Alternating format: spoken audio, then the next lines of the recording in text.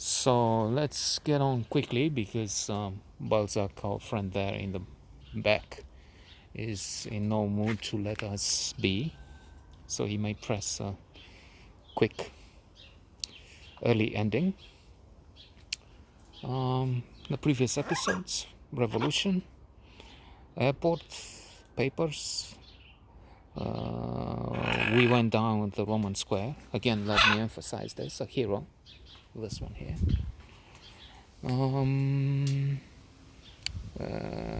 Faced the music. Then moved around the hot spots: Television, Revolution Square, and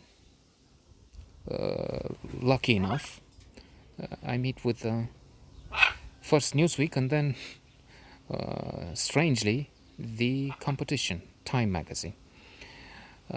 If one is critical of the past and moaning, which is something that happens, not to me though, I could have met with some television network, which we porcule.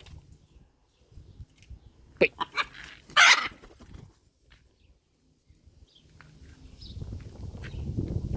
I understand an early ending, but let me do my thing, or we'll put you in the soup. So, yeah, it's not my fault. I don't know what I was going to say, and I had such miraculous ideas. I was going to tell you the best story in the world, but then it's him. I will shoot him because of that. He took my inspiration away. Time magazine. Yes, I could have. I was going to complain. That's what he stopped. Worked for a television network, which I hear were paying much more, a few $100s a month. But then we should be grateful for what we have, desire what we have already, and with stoicism, enjoy a wonderful life. It's lucky this happened. I could have missed all this. And then what? Who knows? So let's have him in the picture because he's nice to look at, crazy to be around, though.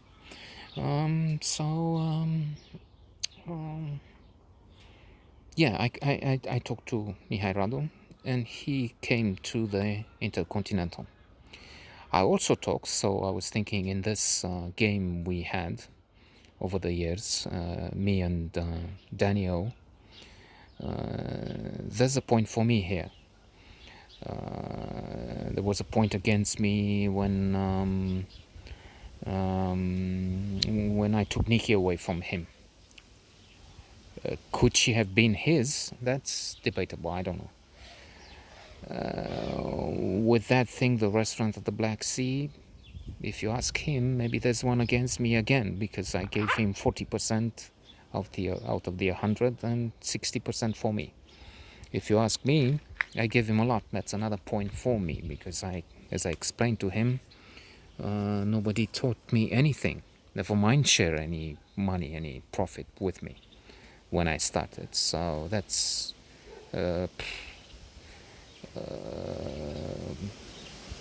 to quote the very stable genius, never done before. I mean, who heard of this? Never happened, never before. So anyway, this was a clear point on my behalf because I called him and said, look, Daniel, come at the Intercontinental because there's business. There are people who need translation. And eventually he worked with, that's a strange one, he worked with Michael Myers for a while, translated for him.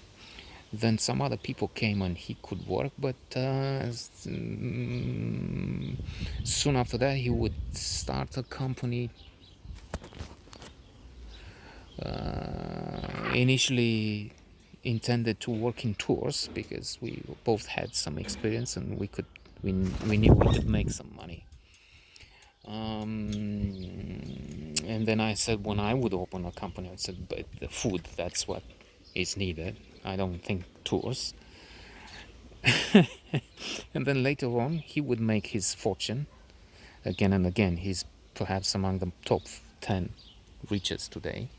And if not there, he is very likely the number one if we give points for both wealth and, let's say, honest, regular means to make that fortune.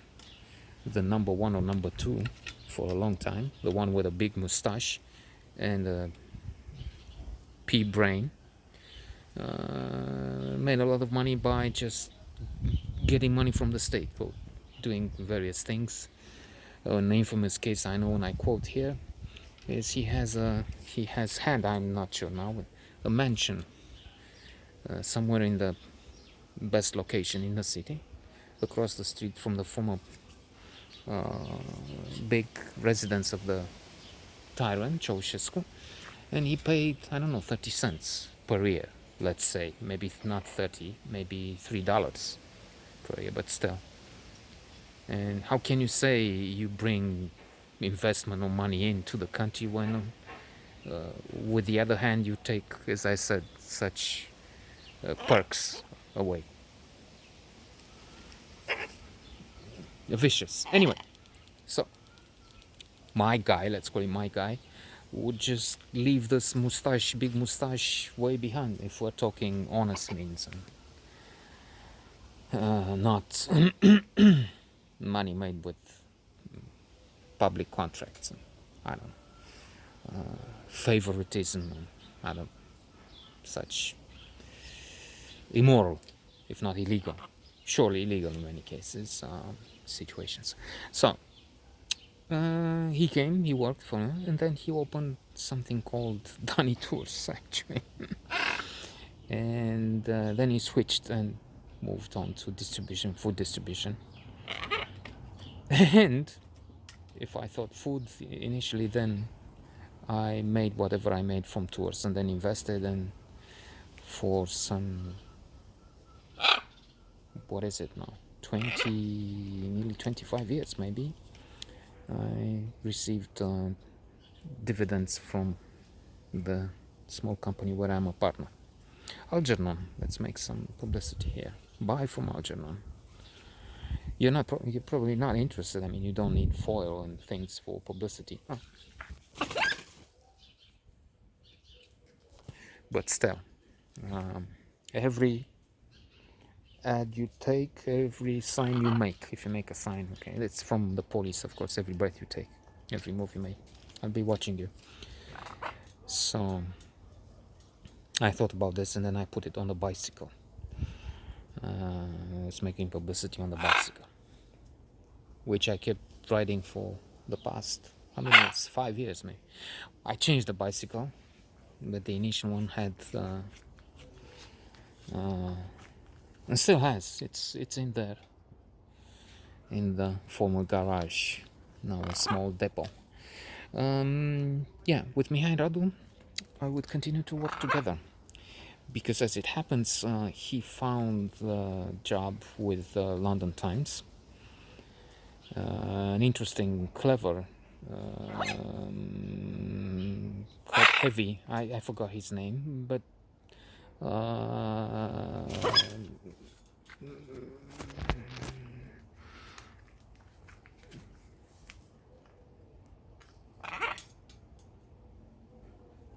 good man, good journalist, excellent journalist actually. And then I worked for Radio Sweden, and as it happened, I mentioned in the previous episode, I insisted that he comes to the Intercontinental Hotel where all the media were concentrated. He said no many times, because he was afraid he might get killed. It's dangerous. But then he changed his mind, came, worked with this guy. I worked with Radio Sweden, Christina Nylander from Radio Sweden. I wasn't crazy about her. She was maybe 20 years my senior. She was rather cold, and I don't know. But she's the longest employee I had in that period. Worked for about 6 weeks. She stayed there. She had an affair with The London Times, the guy from the London Times. And there's a memory. She at one point made a short thing in which I had to say something. She told me to say something in Swedish. Happy birthday, I guess, because their editor or something was celebrating, and then they tried to make us a joke in various places. Correspondents would have the guy say that, or maybe there was some other thing, I don't know, but that's what comes to mind now. And then it was a very tumultuous, crazy, conflictual, in some ways effervescent and good and happy, because there was work, there were so many challenges. There was that saying which they kept broadcasting, that they had it on CNN. There was a guy Shinoy, or just like, if I baptized him because he worked in China, kept saying about the Chinese as and with their saying, may you live in interesting times. These were very, very interesting times. On the other hand, disgusting, corrupt, vicious. The Salvation Front took power. Communists, Iliescu, vile, vicious, corrupt, contemptible, monstrous people, really. Monstrous. I remember also, there's another scene that comes to mind, working in this special quarters. I also at one point had the chance to get a United Nations group at the highest level, not the UN secretary, but directors for the food program, for whatever. So we went to the palace, and Iliescu was president. And I was thinking before, what do? I hate the guy, but do I shake his hand? I mean, I can't make an incident, a scene, and say fuck you. And so eventually I shook his hand. But I remember thinking about this, that this is a problem. It's immoral. I mean, how can I say he should go to jail? He should be shot dead. I mean, he's responsible for so many deaths for our. He is responsible. He's still alive, and they make many jokes on that. He will live forever.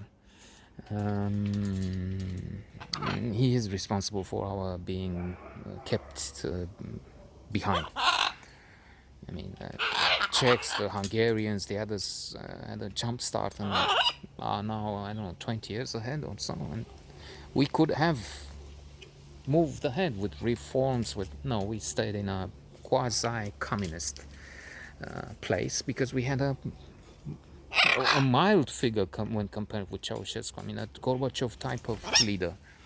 But we didn't need that. This was no longer a communist. In a communist days, yes, he would have been a Kadar. Also, it's another a better type of leader than Ceausescu for the communist days. But we're not talking communist days anymore. I mean, this should have been a real revolution, a real change. But instead, it brought this Dinosaurus and the others with him. Former apparatchiks, members of the nomenclatura, came and took the reins and took power in both political and economic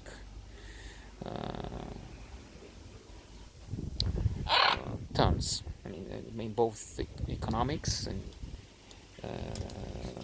and the political domain. They became the rulers, the leaders. So it's sort of a fact now. Various individuals would, for instance, go for loans they both knew, and the guy from the bank knew. One is, what was his name?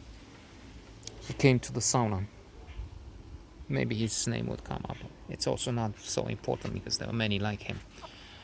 They would take millions of dollars, loans that they would theoretically repay, but both parties knew that wouldn't happen. And they just kept it. They took properties for nothing. given to them because of connections, because of blackmail. Sometimes they had dossiers files on one or the other or all. Kickbacks, bakshish. These were